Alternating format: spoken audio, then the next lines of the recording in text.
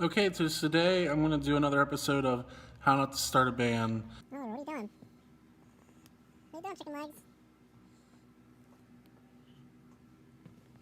Basically, you want to make sure that the musicians in your band are fitting your songs and your sound to what you want. When you start out, you might have friends or you might find people and you think that they fit, but as you go, you find out, that the songs aren't quite sounding right. Now, that could be for a number of things, but in this episode, I basically want to focus on people who, kind of want to be a virtuoso over every single song.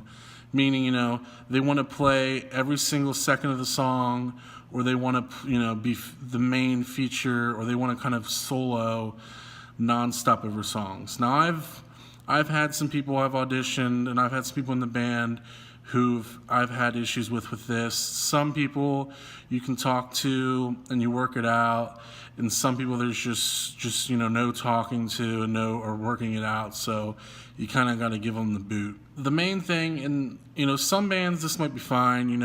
Everyone might be kind of just doing their own thing. You might be kind of like Rush or Jimi Hendrix or something, and just kind of be going crazy the whole time. That's fine. But for certain bands, like with my music, I personally think it's about the song, and it's what makes the song, not who's playing on it. I don't care if I'm playing on it or, if I play very little or what. It's what makes the song. So you want to make sure whoever's in your band, they understand, and that's their focus, is making the song the best it can be. You don't want someone, let's say, for instance, you wouldn't want Neil Peart in the Beatles, and you wouldn't want Ringo and Rush, vice versa.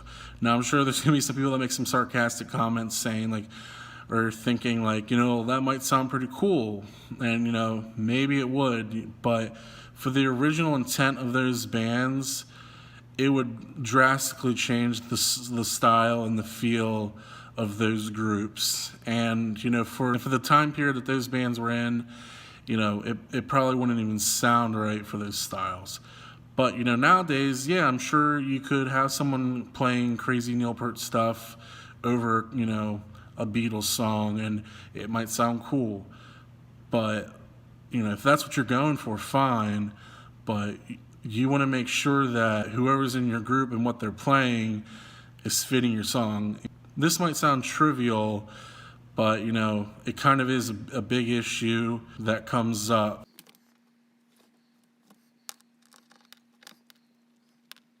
To me, when it comes to a song, it shouldn't be a selfish thing. Again, unless, that's your type of band is about just kind of going all out and doing whatever, you want. But when it comes to the type of music I like and the type of music I listen to, you can hear on the records, no one's trying to outplay someone else or the other. You can hear those things, and, it makes a difference in the recording when you can tell if someone's trying to show off or whatnot.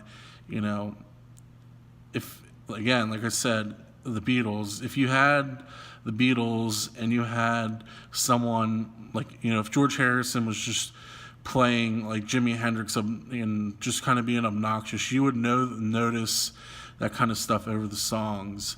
But they all knew and worked out who was doing what and where things were going on. Sometimes, yeah, they might have fought about not being able to play on a song, or who's doing what. These things happen, but when it came down to it, they made sure that the song got what it deserved, and it wasn't this personal, oh, I need to have a guitar solo, or oh, I need to play every second, or I need to play something more technical on this song. If the song calls for a technical drum beat or something, then that's what the song calls for. You're not going to put things on a song that aren't going to fit right just because you want to show off.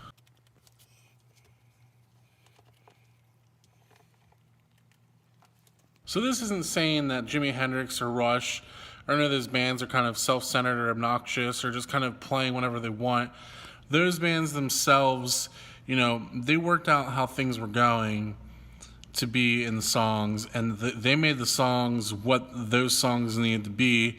I'm just making an example against a kind of basic band's arrangement stuff, kind of like the Beatles, and kind of musicians and bands that are kind of known for doing these really crazy guitar playing and crazy drumming and stuff that, you wouldn't mix those together unless they're going to fit. So don't think that I'm like dishing on those bands, because I like those bands a lot.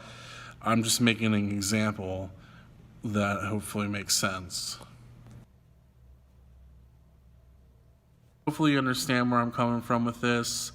Again, a lot of these How Not to Start a Bands have been things, they're all things that I've had issues with. They're things that I've seen happen to other bands, but mostly things that I've had issues with when starting a group. This one hasn't really come up too much because I try to weed these things out these things out beforehand. And if you are starting a band, you should definitely kind of be weeding these things out and making things understood as much as possible.